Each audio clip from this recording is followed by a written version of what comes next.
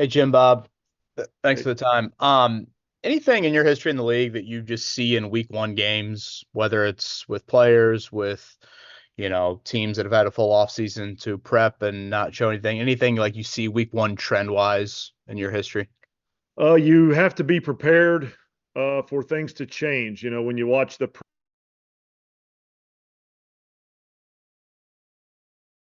fairly well from the previous year, uh, the same way we've put in a lot of work over the offseason, they have too. And, you know, there's that whole sort of player acquisition process where we're free agency and draft and all that stuff. So a lot goes on in between each NFL season. Each NFL season is very unique, which makes the opponents unique. So they may sort of have a similar playbook, but I bet they got some wrinkles. You know, they may have some new ideas, they have some new players, and so do we. So does every team, all 32 of us. So you have to be prepared for things to change. You have to be prepared to adjust on game day. Um, I think week one, maybe most of all within a season. We'll go to Joel. Hey, Jim Bob. Chris was saying last week that he felt like Alec Pierce really had his best camp so far, took a big step forward. Is that what you guys saw to him? And what specifically did he do kind of better than you've seen him do in the past? He's just continuing to improve. It's continual improvement, continuous improvement might be the right way to say it, but he's getting better and better. And, training camp, we get a lot of opportunities to run a ton of different routes against our guys, against press coverage, off coverage, zone coverage, man coverage. Um, and Alec got a bunch of opportunities to go get open and make tough plays and tight plays, and make third down conversions, make big red zone catches. And shoot, he just kept rising to the occasion. When his number was called, when the quarterback looked his way, he was where he was supposed to be, and he was fighting like crazy to get open and make that tough catch, which in this league most of them are.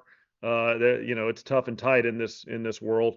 So he's just doing a better and better job of sort of continuing to improve and continuing to make those plays and finish those catches and sort of provide big plays for the offense. So which is great for us as an offense, as a Colts offense, great for our team. The more guys we have making plays, the better. And Alex really stepped up as he's continued to improve and made those plays. But hey, training camp and preseason's heading towards the regular season, and we need that to keep on going for them, and we need all our guys to go make those plays. There's going to be opportunities out there to be made, and whether it's pass game, run game, making a nice block up front.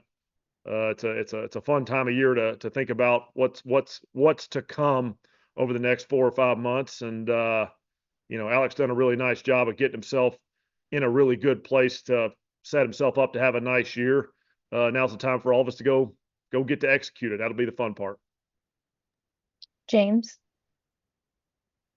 Jim Bob, I know just covering Anthony for the last couple of years, he asked a ton of questions. Everyone always says this. So what is it like to have a quarterback who is so curious and kind of pushes his imagination a bit? Not like make-believe stuff, but just always, I know the play is this, but what about this?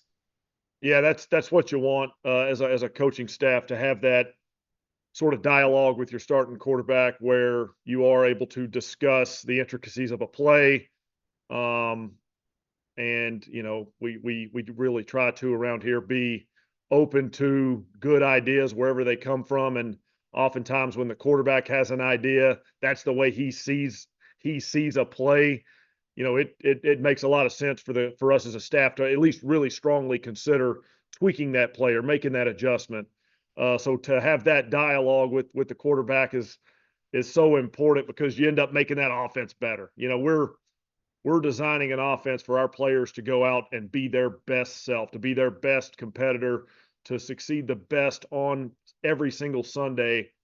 And I've learned in this league, and you guys can cut this out of about 3 times a year I say this, but if the quarterback believes something's going to work, they tend to make it work. If they like the play, it tends to work a little bit better. They execute that thing a little bit better, or maybe they just sort of impose their will on that play. Gosh, I stood on the table for this play.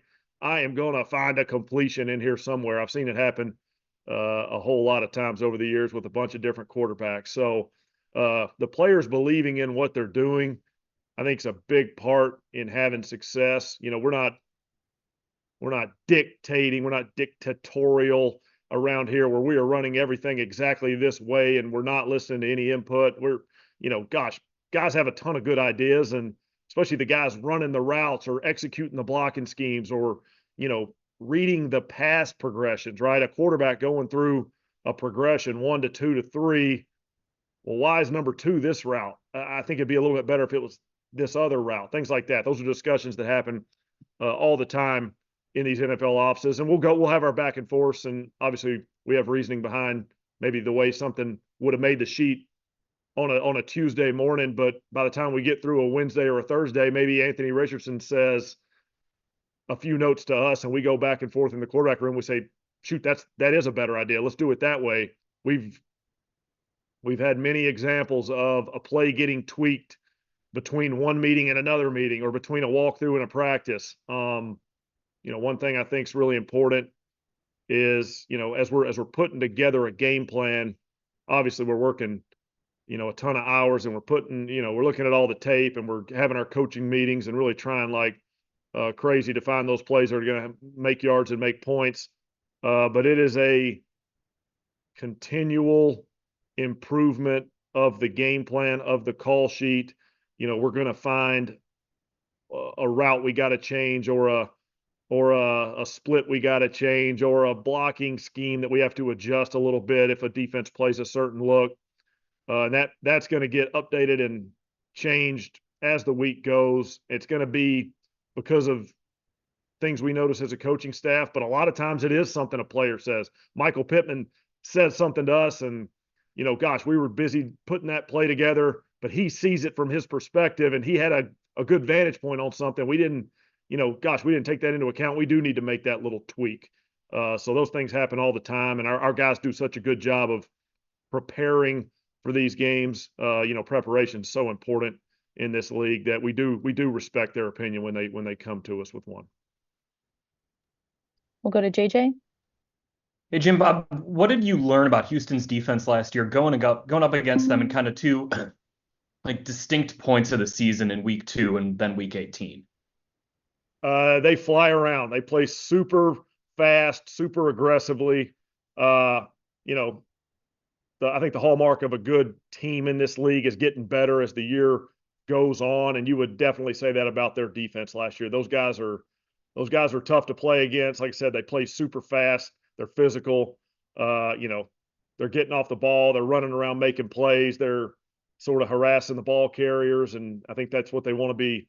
What's what they want to be, you know. And I would say I saw a defense that continued to get better as the year went on, which that's the hallmark of a good team for me, right? That's what we want to do here. We want to get better, you know, month 1 to month 2, et cetera. So it's a very high quality defense. And then they went out and added some really good players in the offseason. Obviously they're trying to get better and better. And, you know, the challenge is going to be real. The challenge is exciting this week playing these guys. Obviously had some fun games against them last year, and looking forward to competing against them here Sunday. Kent. Hey, Jim Bob, if Josh Downs can't go on Sunday, can you run the same basic packages with Mitchell or somebody else in the slot? Yeah, I mean, in this league, every week there's different sort of decisions that have to get made based on, is a guy going to be up or down? And we really pride ourselves in putting our players in the best possible position to succeed. So within the pass game, you know, there's going to be things that we do really, really well. And we feel like, gosh, we have a couple guys maybe that can run that route or perform that role. And this is something that's really core to what we do. And gosh, we're going to keep doing that thing. But there are other things where, you know, maybe Josh Downs is really special at something. And, you know, gosh, if you know, situation calls for somebody else to maybe run that route, you know, maybe we make a different decision. So it's a weekly discussion. We're not going to sort of force a guy into a role that he's not well prepared for and well suited for. So these are